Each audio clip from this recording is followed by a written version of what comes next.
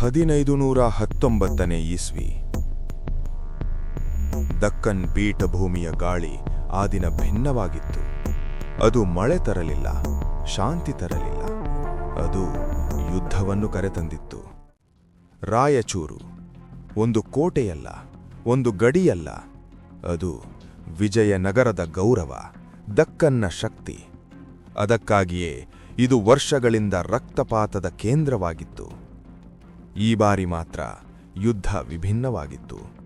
ಏಕೆಂದರೆ ಸಿಂಹಾಸನದ ಹಿಂದೆ ನಿಂತ ರಾಜನಲ್ಲ, ಸ್ವತಃ ಕೃಷ್ಣದೇವರಾಯ ಕತ್ತಿ ಹಿಡಿದು ಸೇನೆಯ ಮುಂಚೂಣಿಯಲ್ಲಿ ನಿಂತಿದ್ದ.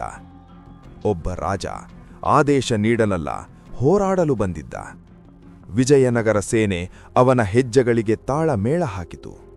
ಕುದುರೆಗಳ ಗರ್ಜನೆ, ಡಂಕರಗಳ ಧ್ವನಿ, ಆಕಾಶವನ್ನೇ ಚೀರುವ ಘೋಷಣೆ, ವಿಜಯನಗರ.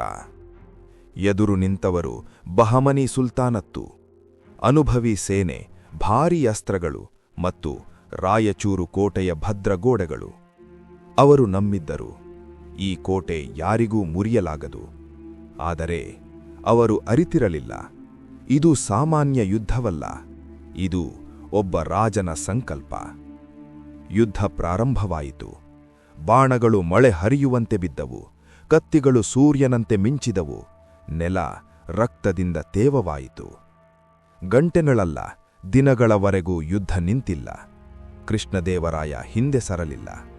ಸೇನೆ ಕುಸಿದಾಗ ಅವನು ಮುಂದೆ ಬಂದ, ಧೈರ್ಯ ಕುಗ್ಗಿದಾಗ ಅವನು ಧ್ವನಿಯಾದ. ರಾಜನು ಹೋರಾಡುತ್ತಿರುವುದನ್ನು ಕಂಡು ವಿಜಯನಗರ ಸೇನೆ ಇನ್ನಷ್ಟು ಕ್ರೂರವಾಗಿ ಹೋರಾಡಿತು. ಅಂತಿಮವಾಗಿ ರಾಯಚೂರು ಕೋಟೆಯ ಗೋಡೆಗಳು ಬಿರುಕು ಬಿಟ್ಟವು. ಬಹಮನಿ ಸೇನೆ ಹಿಂದ ಸರಿಯಿತು ಮತ್ತು 1519ರಲ್ಲಿ ರಾಯಚೂರು ಕೋಟೆ ವಿಜಯನಗರದ ಧ್ವಜವನ್ನು ಕಂಡಿತು. ಇದು ಕೇವಲ ಒಂದು ಜಯವಲ್ಲ, ಇದು ವಿಜಯನಗರದ ಪ್ರಾಬಲ್ಯದ ಘೋಷಣೆ. ಇದು ದಕ್ಕನ್ಗೆ ನೀಡಿದ ಸಂದೇಶ, ಈ ಸಾಮ್ರಾಜ್ಯವನ್ನು ಯಾರೂ ಲಘುವಾಗಿ ನೋಡಬಾರದು. ರಾಯಚೂರು ಯುದ್ಧ ವಿಜಯನಗರ ಸಾಮ್ರಾಜ್ಯದ ಅತಿ ಮಹತ್ವದ ಯುದ್ಧ ಮತ್ತು ಕೃಷ್ಣದೇವರಾಯನ ಶ್ರೇಷ್ಠ ವಿಜಯ. ಇಂದು ಆ ಕೋಟೆ ಮೌನವಾಗಿದೆ, ಆದರೆ ಆ ದಿನ ಗೋಡೆಗಳು ಇನ್ನೂ ಹೇಳುತ್ತವೆ, ಒಬ್ಬ ರಾಜ ಸಾಮ್ರಾಜ್ಯವನ್ನು ಸ್ವತಃ ರಕ್ಷಿಸಿದ ದಿನದ ಕಥೆಯನ್ನು.